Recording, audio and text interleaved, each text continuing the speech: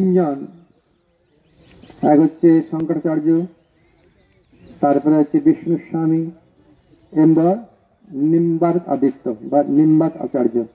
তিনজনেই এখানে মহাপ্রভুর দর্শন পেয়েছিলেন এবং কিভাবে দর্শন পেয়েছিলেন, কি লীলা হয়েছিল পরবর্তী বক্তারা তারা বলবেন।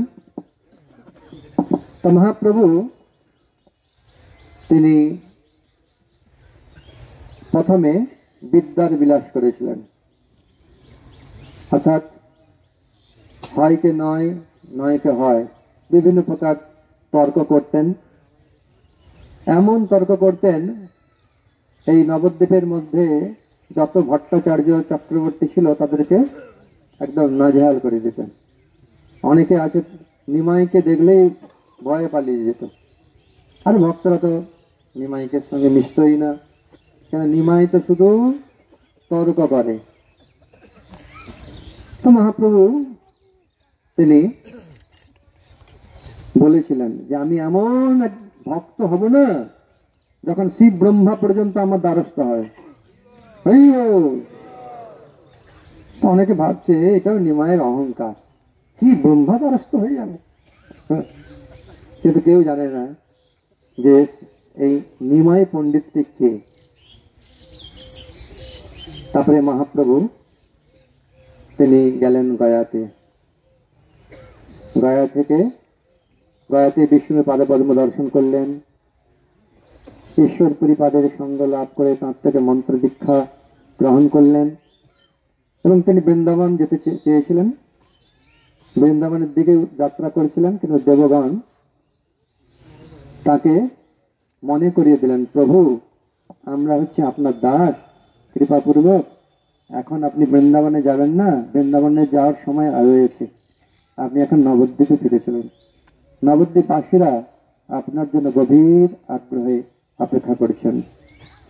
তাই মহাপ্রভু তিনি বৃন্দাবন পথ পরিত্যাগ করে এমন নবদ্বীপের পথ ধরলেন, সঙ্গে তার শিষ্যবর্গ রয়েছে। কানাই নাটশালায় এলেন। আপনারা কারা কারা কানাই নাটশাল দর্শন করেছেন? অনেকেই করেননি, একবার চেষ্টা করবেন কানাই নাটশালায় যাওয়ার। ওই স্থান এখন আমাদের ইসকনের তত্ত্বাবধানে সেবিত হচ্ছে। ওটা রাজমহল জেলা, ঝাড়খণ্ড রাজ্য, ঝাড়খণ্ড রাজ্য, মালদার ওপারেই আর কি ব্যবস্থা রয়েছে। মালদায় যদি যান রামকেলি দর্শন করবেন, তারপরে চলে যাবেন কানাই নাটশালা। তো মহাপ্রভু যেখানে কানাই নাটশালা এলেন, কানাই নাটশালা মানে কানাইয়ের নৃত্য স্থান, তখন কৃষ্ণ ছোট্ট কিশোর বয়স, বাঁশি বাজাতে বাজাতে নাচতে নাচতে মহাপ্রভুর দিকে এলেন। আর মহাপ্রভু গভীর আগ্রহে কৃষ্ণের দিকে ছুটে গেলেন, উভয় আলিঙ্গন করলেন, কৃষ্ণ অন্তর্ধান করলেন। তখন মহাপ্রভুর কৃষ্ণের বিরহ, আমি কৃষ্ণকে পেয়েও তাকে আমি হারিয়ে ফেললাম। প্রাণ কানাই কোথায়, কোথায় গেলে কৃষ্ণ পাবো, কোথায় গেলে আমি তার দর্শন পাবো। এই যে কৃষ্ণের বিরহতে আক্ষেপ করতে করতে, হা কৃষ্ণ বলতে বলতে তিনি নবদ্বীপে, অর্থাৎ এটাই হচ্ছে নবদ্বীপ, মায়াপুর, সেইখানে উপস্থিত হলেন। তারপরে অনেক বড় কথা, তো মহাপ্রভু তিনি ভক্তভাবে রয়েছেন, কখনো হাসছেন, গড়াগড়ি যাচ্ছেন, কখনো ঘন্টার পর ঘন্টা 3 ঘন্টা ধরে হাসছেন, 3 ঘন্টা ধরে কাঁদছেন, মানে এক প্রহর, কখনো 2 প্রহর। তো মহাপ্রভুর নিয়ম ছিল প্রতিদিন গঙ্গা স্নান করে তারপরে তিনি বিষ্ণু পূজা করতেন। তো একদিন কি হয়েছে, মহাপ্রভু স্নান করে ভগবানের আরাধনা করবেন, তো আরাধনা করতে পারলেন না। তার চোখের জলে, প্রেমের অশ্রুতে তার পুরো বস্ত্র ভিজে গেল। আবার বস্ত্র পরলেন, নতুন ধোয়া বস্ত্র, আবার কৃষ্ণকে অর্চন করতে গেলেন, আবার কৃষ্ণের প্রেমে অশ্রু বিগলিত হলো, আবার বস্ত্র ভিজে গেল, কয়েকবার হয়। তিনি গদাধরকে ডেকে বললেন, গদাধর, আমার ভাগ্যে ভগবানের সেবা নেই, তুমি ভগবানের সেবা করো, আমি পারছি না করতে। তো গদাধর মহাপ্রভুর নির্দেশ অনুসারে সেবা করলেন। তো মহাপ্রভু গভীর হচ্ছে কৃষ্ণের প্রতি বিরহ, তো অনেক বড় বর্ণনা। ঠিক সেই সময় মহাপ্রভু ইচ্ছা অনুসারে কেশব ভারতী এসেছিলেন। কেশব ভারতী তিনি সন্ন্যাস গুরু, আপনারা সকলে জানেন। তার আশ্রম হচ্ছে কণ্টক নগর, বর্তমান যার নাম হচ্ছে কাটোয়া। হরিব হরিব হরিবল কেন হলো বলুন তো? হ্যাঁ,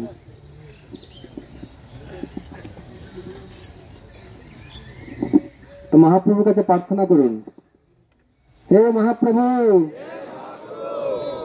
আমার প্রতি সদয় হয়ে পাঠের সময় আমার যেন ঘুম না আসে, আমার মনটা যেন চঞ্চল না হয়, একাগ্র মনে একাগ্র চিত্তে আমি যেন তোমার কথা, তোমার ভক্তবৃন্দের কথা, তোমার ধামের কথা শ্রবণ করতে পারি, কীর্তন করতে পারি, মনন করতে পারি। এটা হচ্ছে সখ্য স্থল, নবদা ভক্তি পীঠস্থান, রুদ্র দিবচক সখ্য। বলতে বলতে একটা পয়েন্ট বেঁচে গেছে, সেটা হচ্ছে আপনারা কারা কারা শ্রীমদ ভাগবতে এই শ্লোকটা মুখস্থ আছে, শ্রবণম কীর্তনং বৈষ্ণব স্মরণং পাদ সেবনম অর্চনং বন্দনম দাস্যম সক্ষম আত্মনিবেদনম। তো যাদের যাদের মুখস্থ আছে তাদের জন্য বলি, আর যারা মুখস্থ নেই তারাও নোট করে রাখতে পারেন। এই যে নবদা ভক্তি, এটা 9টা দ্বীপে রয়েছে পীঠস্থান। তো প্রথম শুরু হয় ভক্তি আত্মনিবেদন থেকে। অন্তর্দ্বীপ হচ্ছে আত্মনিবেদন বা আত্মনিবেদন। তো সেখানে মহাপ্রভুর কাছে আত্মনিবেদন করতে হয়, মহাপ্রভুর চরণে প্রার্থনা করতে হয় এবং তার প্রার্থনা নিয়ে তার কাছে কৃপা আশীর্বাদ নিয়ে পরিক্রমা শুরু করতে হবে। তারপরে আবার ওখানে আবার শেষ, ওখান থেকে শুরু, ওখান থেকেই আবার সমাপ্ত। এবারে শ্রবণম কীর্তনম বিষ্ণু স্মরণং পাদসেবনম অর্চনং বন্দনম দাস্য সখ্য, পরপর পরপর সাজিয়ে নেন 8 দল পদ্ম আকৃতি হচ্ছে নবদ্বীপ ধাম। হরিবল হরিবল। প্রভু জপ করবে না, না হবে জপ, না হবে শোনা, না হচ্ছে ঘুম, কোনোটাই হচ্ছে না, তাই না? জপ বন্ধ রাখুন। আর যদি জপ করবেন চলে যান ওখানে একদম গিয়ে বসে বসে জপ করুন। খুব গুরুত্বপূর্ণ কথা, যখন জপ করবেন তো জপ করুন, যখন ঘুমাবেন তো ঘুমান, যখন শ্রবণ করবেন তো শ্রবণ করুন, যখন প্রসাদ পাবেন তো সবটা সেবা। সেবা মানে সেব্যকে সন্তুষ্টি বিধান করা, অর্থাৎ একাগ্র চিত্তে করা। সেই শ্লোকটা যদি মনে থাকে আর এইভাবে সাজিয়ে নেবেন তাহলে পুরো মনে রাখতে সুবিধা হয়, আর চিন্তা করতে হবে না, একদম পুরো সাজানো হয়ে আছে। তো মহাপ্রভু সঙ্গে কেশব ভারতীর একান্ত কথোপকথন। মহাপ্রভু সেই রূপ লাবণ্য দর্শন করে কেশব ভারতী চিন্তা করলেন যে কোন মানুষের পক্ষে কি এত রূপ থাকতে পারে, অপরূপ রূপ লাবণ্য। আমি বুঝতে পেরেছি স্বয়ং শ্রীকৃষ্ণ তিনি অবতরণ করেছেন, তিনি শাস্ত্রজ্ঞ পণ্ডিত, রাধা ভাব নিয়ে অবতরণ করেছেন। তো মহাপ্রভুকে এই কথা বলায় মহাপ্রভু খুব দুঃখী হলেন, বা সে কথাটা এড়িয়ে গেলেন। বললেন যে না না, আমি কৃষ্ণের দাস, আপনি আমাকে কৃষ্ণ পাদপদ্মের রসামৃত পান করান, আপনি আমাকে সন্ন্যাস প্রদান করুন। তো এভাবে অনেকক্ষণ কথাবার্তা হচ্ছে, করতে করতে মহাপ্রভু ক্রন্দন করছেন, কেশব ভারতীয় ক্রন্দন করছেন। কি যে কথোপকথন হচ্ছে কেউ জানে না। কিন্তু দূর থেকে সর্বজয়া দেবী এবং সচী মাতা এটা দেখছেন। কেননা একজন তখনকার খুব কঠোর নিয়ম ছিল, সন্ন্যাসীর কাছে মাতাজিরা আসতেন না, অনেক দূরেই থাকতেন। তো সেই সম্ভ্রমতা মেনে সচী মাতা আসতে পারেননি, বা তার বোন সর্বজয়া দেবী তারা আসতে পারেননি।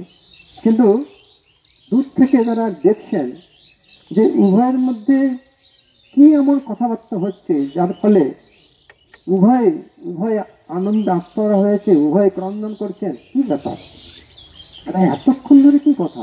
প্রতিমা সর্বজয়া দেবী কি বলছে, আচ্ছা সন্ন্যাসী এসেছে, তো ভালো কথা।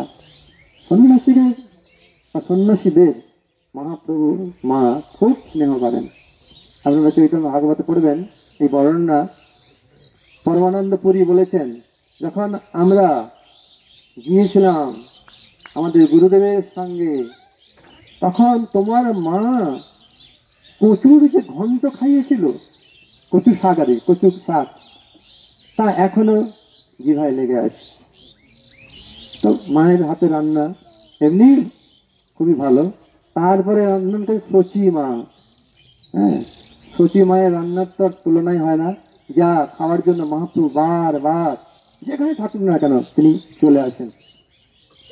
তো সচী দেবী তার বোনকে বলছেন যে এত কিসের কথা, সন্ন্যাসীর সঙ্গে এত কিসের কথা?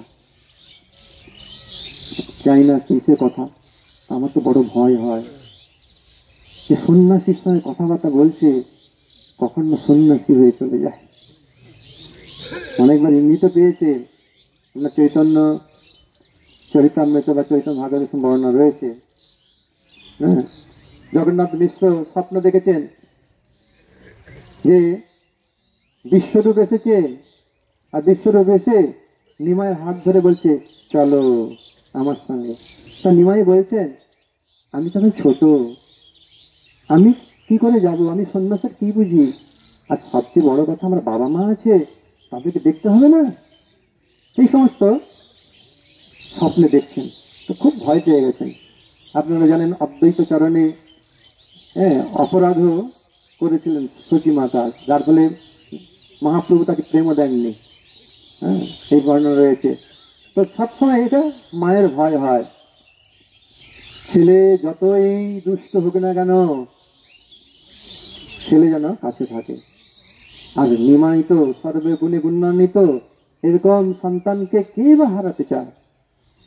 তাই সচী মায়ের খুবই ভয়, সন্ন্যাসীর সঙ্গে কেন কথা? আরে কথা ঠিক আছে, এত কথা কিসে? হ্যাঁ, আবার কথা বলতে বলতে দুজনেই ভাবে আবিষ্ট হয়ে গেছে, দুজনে ক্রন্দন করছে। তা আমি তো এটা বলতে পারবো না নিমাইকে। তো যখন নিমাই সন্ন্যাসীর থেকে দূরে থাকবে, তখন নিমাইকে জিজ্ঞাসা করো যে কি ব্যাপার।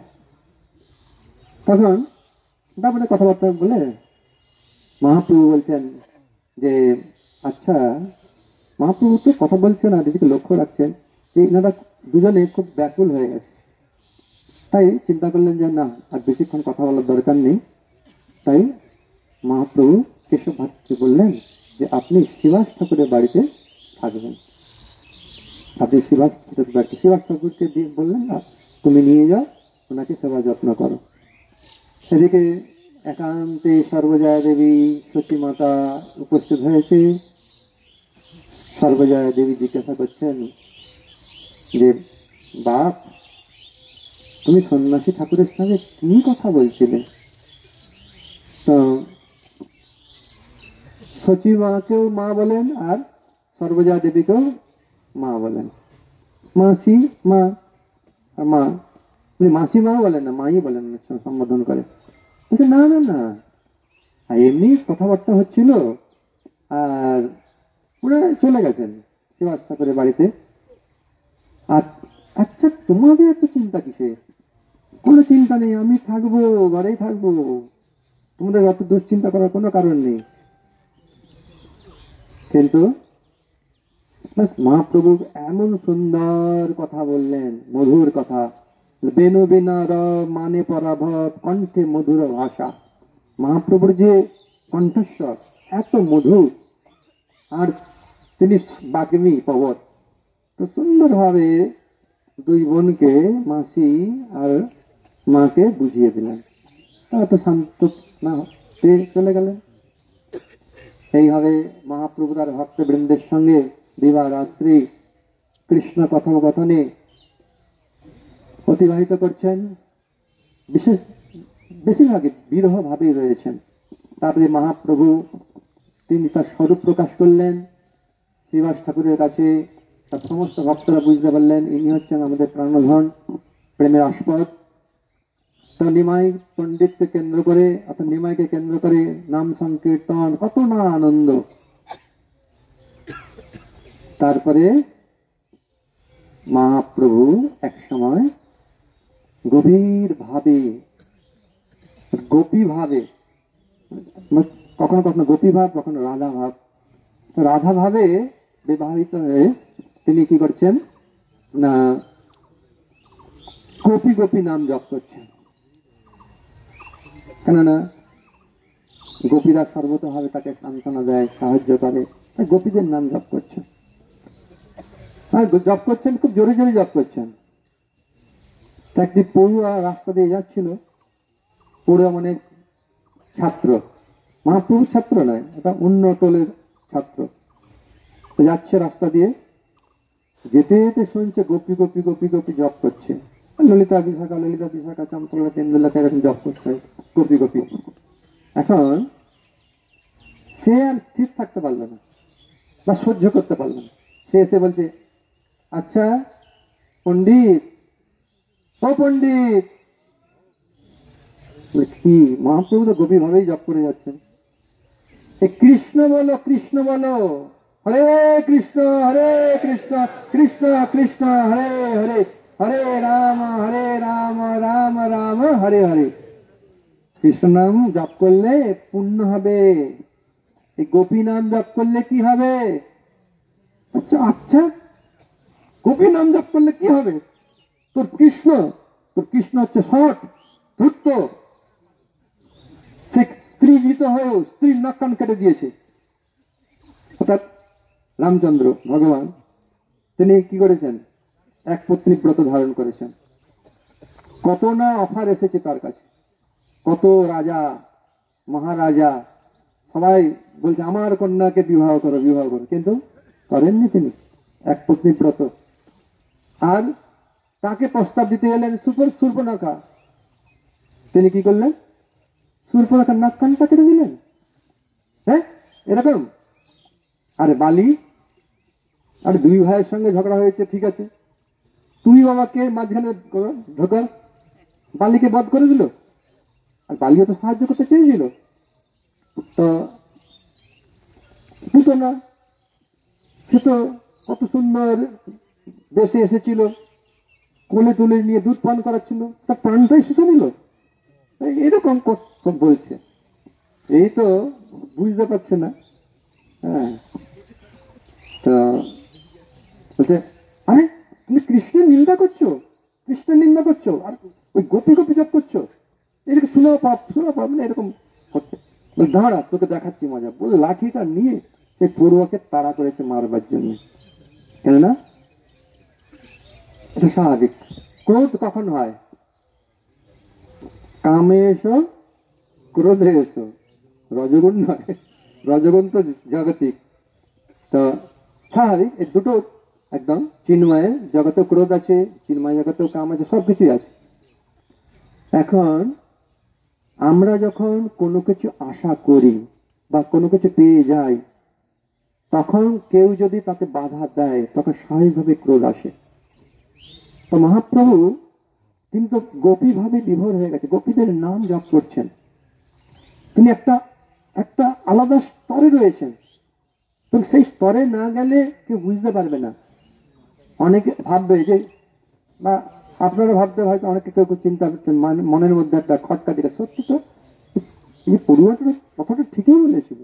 হ্যাঁ, আর ঠিক আছে, গোপী নাম জপ করো, কিন্তু কৃষ্ণের নিন্দা করা কি দরকার? হ্যাঁ, এটা তো ঠিক হয়নি। কিন্তু যেমন রাধা রানী সখীরা, তারা পুরো লীলা, পুতনা বধ থেকে বিভিন্ন লীলা তারা করেছেন, মানে নাটক। এক গোপী পুতনা সেজেছে, এক গোপী কৃষ্ণকে তুলে নিয়েছেন, দুধ পান করাচ্ছে, মানে এরকম পুরো একদম চলছে। তো সেটা সকলে বুঝতে পারবে না। তো মহাপ্রভুর এই ভাবে বাধা প্রদান করায় মহাপ্রভু প্রধান্বিত হলেন, লাঠি নিয়ে সেই বিপ্রকে মারতে উদ্যত হলেন। সেই বিপ্র তো দেখতে পেয়েছে যে চোখে মুখে একদম ক্রোধ, ধরতে পারলে আর রক্ষা নেই বাবা, বলেছে প্রাণপণে ছুটছে, আর মহাপ্রভু তার পিছনে পিছনে ছুটছে, তাকাচ্ছে ছুটছে, তাকাচ্ছে ছুটছে, বলে মহাপ্রভু পিছনে, যেমন দুর্বাসা পিছনে তাকায় যায়, সুদর্শন সুদর্শন সুদর্শন। তারপরে মহাপ্রভু চলে এসছেন। পুরো সমাজ হাঁপাতে হাঁপাতে গিয়েছে। আরে কি হলো ভাই, কি হলো? আরে বলো না ভাই, কোন রকমের প্রাণটা নিয়ে ফিরে এসেছি তোমাদের কাছে, একটু হলেই প্রাণটা চলে যেত। কি হয়েছে, কি হয়েছে, প্রাণ চলে যাবে কেন? বলে বলো না।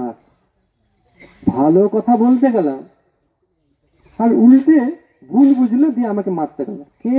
আরে ভুলে বলো, কে মারতে গেল, কি বলেছিলে, পুরো ঘটনা বলছে। এইবার তাই তোমাকে মারতে গেছে, এটা ঠিক নয়। আমরা কি কম বড় লোকের ছেলে? আমরা, আমাদের বাবা 14 পুরুষ, তারাও হচ্ছে বিদ্বান, আর নিজেকে খুব পণ্ডিত বলে ভাবছে, ব্রাহ্মণের গায়ে হাত তুলতে চাচ্ছে। এরপরে যদি কোনো দিন ব্রাহ্মণের গায়ে হাত তুলতে চায়, তাহলে আমরাও আর ছাড়বো না, আমরাও তাকে প্রহার করব। এইভাবে তারা সিদ্ধান্ত নিয়ে ফেললেন, আমরাও তাকে প্রহার করব। মহাপ্রভু ভক্তগণ পরিবৃত হয়ে আছেন, কৃষ্ণ কথোপকথন করছেন, করতে করতে একসময় বলছেন যে প্রচন্ড কফ হয়েছে, কফ নিবারণের জন্য পিপুল খণ্ড দেখেছেন আপনারা? ঝাল ঝাল লাগে, এরকম ধরনের কালো, এটা খেলে কফ নিবারণ হয়। কিন্তু কফ নিবারণ হবে কই, আরো তো কফ বেড়ে গেল। তো ভক্তরা তো সবাই বুঝতে পারছেন, নিত্যানন্দ ধরে ফেলেছেন। ভক্তরা চলে গেছেন, মহাপ্রভু কে একান্তে পেয়ে নিত্যানন্দ বলছেন, কি ব্যাপার, এটা কি, এরকম উদাহরণ কেন? না, আমি এই জগতে অবতরণ করেছি জগতে সমস্ত বদ্ধ চিত্তে কৃষ্ণ প্রেমে প্লাবিত করবার জন্য, কিন্তু আমি হয়ে গেলাম ওদের বন্ধনের কারণ। কফ হয়েছে, কফ নিবারণের জন্য ওষুধ খাওয়া হয়েছে, আর ওষুধই আমার কফ বাড়িয়ে দিয়েছে।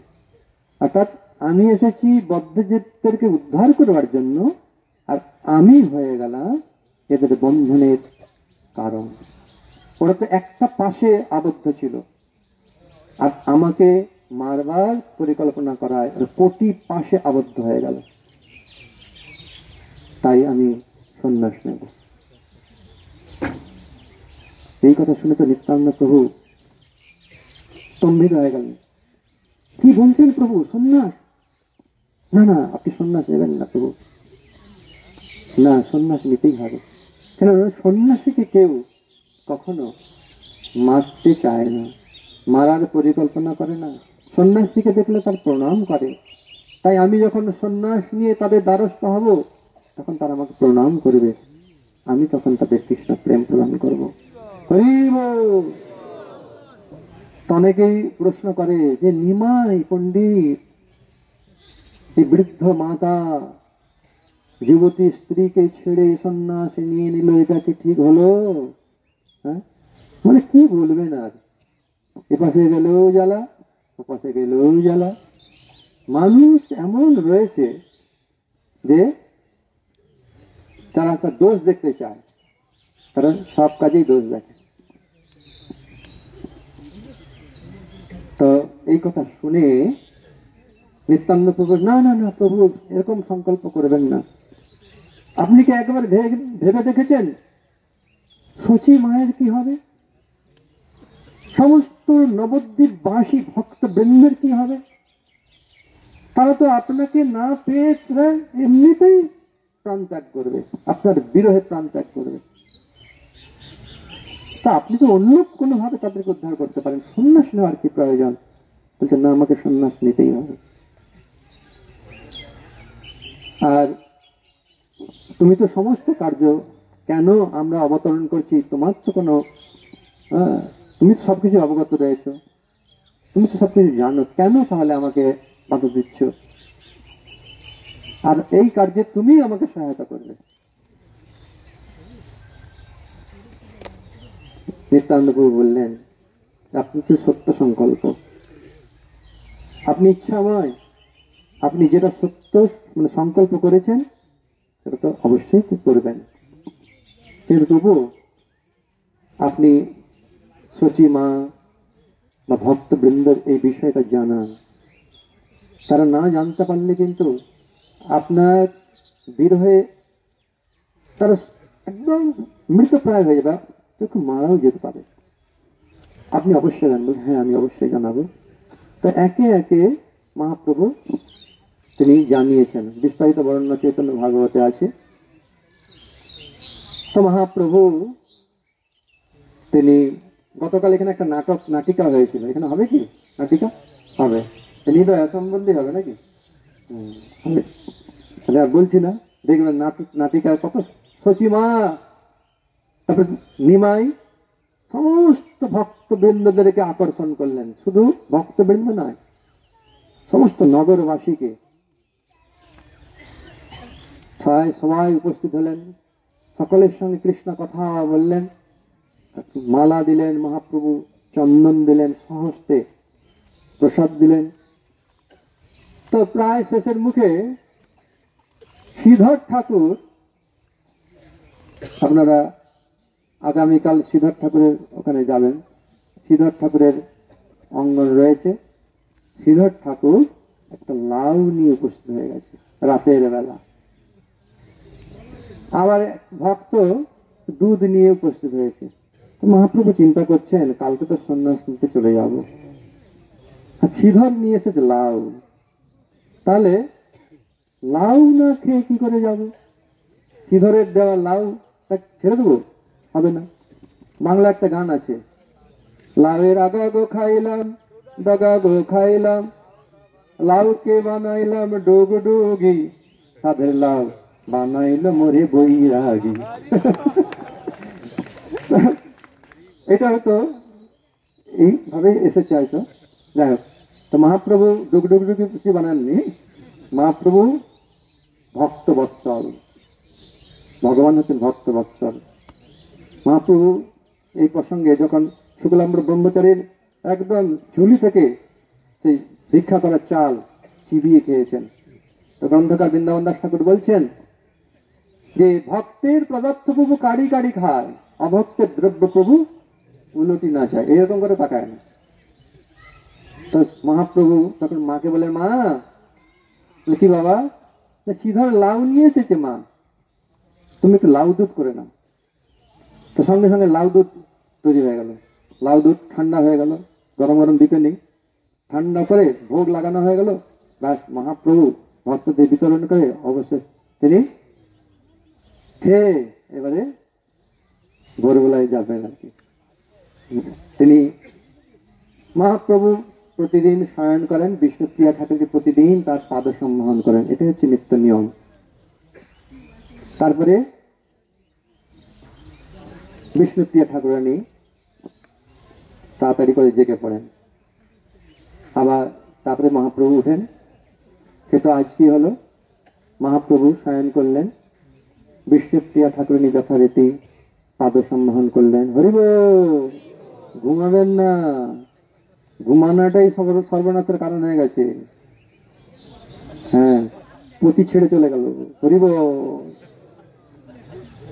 বিষ্ণুপ্রিয়া ঠাকুরানী পাদ সম্মান করতে করতে, অবশ্য সেটা এই জাগতিক ঘুম নয়, অবশ্য ভক্তদের ঘুমটা জাগতিক নয়, এটা আমি ভুলে যাচ্ছি বারবার। আপনাদেরও ঘুম হচ্ছে যোগমায়ার দ্বারা হচ্ছে। হ্যাঁ, এখন যোগমায়ার দ্বারা মহাপ্রভু ইচ্ছা অনুসারে বিষ্ণুপ্রিয়া ঠাকুরানী চন্দ্র লাভ করলেন। মহাপ্রভু তিনি বিনিদ্র রজনী অতিবাহিত করলেন। আস্তে আস্তে করে মহাপ্রভুর চরণ বিষ্ণুপ্রিয়ার বক্ষস্থল থেকে নিয়ে নিলেন। সচী মাতা একদম দরজার সামনে বসে আছে। সচী মাকে অনেক কিছু দেখিয়ে তাকে বললেন, আমি যাচ্ছি মা। মা বললেন, বাবা এসো। তো সব পুরো যোগমায়ার দ্বারা লিয়া হচ্ছে। তাদের মহাপ্রভু তিনি হা কৃষ্ণ বলতে বলতে বলতে বলতে বলতে ওই মায়াপুর থেকে এই পথে আস্তে আস্তে নিদয়া ঘাট দিয়ে গেলেন। মহাপ্রভুর ইচ্ছা অনুসারে মাঝি ছিল, মাঝি উঠিয়ে তাকে নিয়ে গেল। এদিকে ঘুম যখন ভেঙেছে আর বিষ্ণুপ্রিয়া ঠাকুরানী, তখন হাত বুলিয়ে দেখছেন পালঙ্কে মহাপ্রভু নেই। তখন চারিদিকে অন্বেষণ করছেন, কোথায় কোথায়, কোথাও নেই। তখন মা মা মা মা, মহাপ্রভু নেই।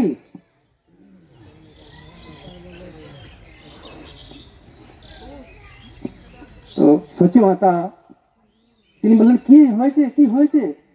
না প্রভু নেই, প্রভু নেই। না কোথায় গেছে? খুঁজে দেখো, ভালো করে খুঁজে দেখো।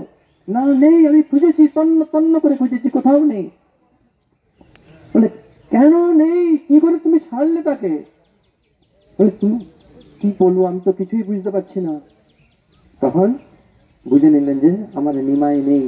তারপরে নিমাই নিমাই, ও বাবা নিমাই, আমার কোথায় গেল গো? ফিরে এসো নিমাই।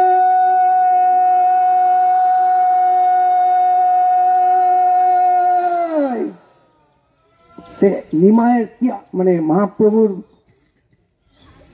বিরহে সচী মাতার যে আকুল ক্রন্দন, এই ক্রন্দনে সমস্ত ভক্তবৃন্দরা জেগে গেছেন। পশু পাখি সব ক্রন্দন করছেন, বৃক্ষ থেকে পাতা ঝরে পড়ছে। এইভাবে সকলেই মহাপ্রভুর বিরহে বা বিরহ অগ্নিতে তারা জর্জরিত হচ্ছে। সবাই সচী মাতা তো পাগলিনীর মতো হয়ে গেছে, তার আর দিক বিদিক জ্ঞান নেই, কোনটা ঘর কোনটা বাহির, কোথায় কোন দিকে গেছে মহাপ্রভু। তিনি ছুটছেন আর ভক্তবৃন্দরা তার পিছনে পিছনে ছুটছেন, শুধু একটাই ডাক, নিমাই। ভক্তরাও সেই সবাই একসঙ্গে ডাকছে। দেখতে পাচ্ছে তারা এখানে মহাপ্রভু চরণ চিহ্ন, সেই চরণ চিহ্ন অন্বেষণ করতে করতে দেখছেন এই ঘাটের মধ্যে শেষ হয়েছে। তখন মহাপ্রভু বিরহে সচী মাতা বলছেন, আমার নিমাই এই পথ দিয়ে চলে গেল, আর তোমরা এতই নিষ্ঠুর যে তোমরা আমাকে জানালে না, তোমরা এতই নির্দয়, তোমাদের কোনো দয়া মায়া নাই আমার এই অভাগিনীর প্রতি, আমার প্রতি কোনো দয়া মায়া নেই তোমাদের। এই বলে এই জায়গার নাম হয়ে গেল নির্দয়া থেকে নির্দয়া। নির্দয়া আরেকটা নির্দয়া সম্বন্ধে ভক্তিবিনোদ ঠাকুর নবদ্বীপ ভাব তরঙ্গে বলছেন যে আমি বিভিন্ন স্থান ভ্রমণ করতে করতে এই রুদ্রদ্বীপে যাব, মহাপ্রভুর আরাধনা করব। করতে করতে হঠাৎ করে দেখব এক অপূর্বা সুন্দরী রমণী। তাকে আমি প্রণাম নিবেদন করে করজোড়ে প্রার্থনা করব, হে বনদেবী, আপনি কে, কোথা থেকে এসছেন? তখন সেই বনদেবী তিনি অশ্রুমুখী নয়নে বলবেন যে হে বাছা, শুনো আমার মন কথা, আমার দুঃখের কথা শোনো। আমি হচ্ছি জ্ঞানের কন্যা, জ্ঞানের 5 জন কন্যা। ভক্তিদেবের 2 পুত্র, তাই না? জ্ঞান আর বৈরাগ্য, জ্ঞানের 5 জন কন্যা, শালক্য, শাস্তি, সামীপ্য, সারূপ্য আর সাযুজ্য। আমার 4 বোন, তারা ভগবানের কৃপায়, গৌর হরির কৃপায় তারা সকলেই বৈকুণ্ঠ ধামে চলে গেছে। আর আমি এই দুর্বাসা, তারপরে দত্তাত্রেয়, অষ্টাবক্র, এদের সান্নিধ্যে ছিল। এরা আমাকে আশ্রয় দিয়েছিল, আমার বেশ সুন্দর জীবনযাপন চলছিল। কিন্তু এই দুর্বাসা ঋষি, সে তার নির্বিশেষ বাদ পরিত্যাগ করে সে এখানে গৌর ভজন করছেন। আর দত্তাত্রেয় এবং অষ্টাবক্র শিবজীবের কৃপায় সেও আমাকে আশ্রয় করে তারা অবস্থান করছিল। তাদের লক্ষ্য একমাত্র আমি ছিলাম, অর্থাৎ সাযুজ্য মুক্তি। কিন্তু তারা গৌরাঙ্গ মহাপ্রভুর কৃপা লাভ করেছেন, তারা ভক্তিধন নাকি লাভ করেছেন, আমাকে সম্পূর্ণ পরিত্যাগ করে দিয়েছেন। আমি হতভাগী, সকলে আমাকে পরিত্যাগ করে দিয়েছে। আমি তাদেরকে অন্বেষণ করতে করতে করতে করতে এইখানে এসেছি। এসে দেখি এরা তো এইখানে গৌরাঙ্গ মহাপ্রভু ভজন করছেন। তাই মহাপ্রভু সকলকেই কৃপা করলেন, সে তো আমাকে কৃপা করলেন না। কে বলছেন? সাযুজ্য মুক্তি। তাই আমি প্রতিজ্ঞা করছি, যে স্থানে মহাপ্রভু আমাকে কৃপা করলেন না, মহাপ্রভু আমার প্রতি নির্দয় হয়ে গেলেন। সবাইকে দয়া করলেন কিন্তু আমার প্রতি নির্দয় হয়ে গেলেন। তাই আমি যেখানে আমার প্রাণ পরিত্যাগ করব সেই জায়গার নাম হবে নিদয়া। ভক্তিনাথ ঠাকুর বলছেন, এই কথা শুনেই তো আমার প্রাণটা অস্ত্রাঘাত, প্রায় শরীর সম্পূর্ণ কাঁপছে, কাঁপতে কাঁপতে আমি অচেতন হয়ে পড়লাম। তখন কিছুক্ষণ বাদে কোন মহাজন আমার গাত্র স্পর্শ করে বললেন, ভক্ত ওঠো, গৌর হরির ভজন করো। মহাপ্রভু নাম করছি। তখন দেখলাম bomb bomb bomb bomb bomb bomb bomb bomb করে মহাদেব তিনি উপস্থিত হয়ে গেছেন। বলছেন, বাছা, আমি তোমার প্রতি অত্যন্ত সন্তুষ্ট হয়েছি, তুমি এইখানে নির্বিঘ্নে মহাপ্রভুর আরাধনা করো। আর সামনে দক্ষিণ দিক মানে এদিকে পাটডাঙ্গা পুলিন রয়েছে, বৃন্দাবন, সেখানে যাও, আরো ভক্তির আস্বাদন করতে পারবে। তো যে স্থানে ভক্তিনাথ ঠাকুর সাযুজ্য মুক্তিকে দেখেছিলেন এবং সাযুজ্য মুক্তি মহাপ্রভুর করুণা সকলে লাভ করেছে, কিন্তু তিনি লাভ করতে পারেননি, তাই এই স্থানে তিনি বলছেন এটা হচ্ছে নিদয়া। নিতাই গৌর প্রেমানন্দে হরি হরি বল। মহাপ্রভুর ভক্তগণ, বিশেষ করে দেবাদিদেব মহাদেবের স্থান, তিনি অত্যন্ত কৃপালু। তার কাছে আমরা প্রার্থনা করব যে আমরা যেন গৌরাঙ্গ মহাপ্রভু ভক্তগণের কৃপা লাভ করতে পারি। হরি বল।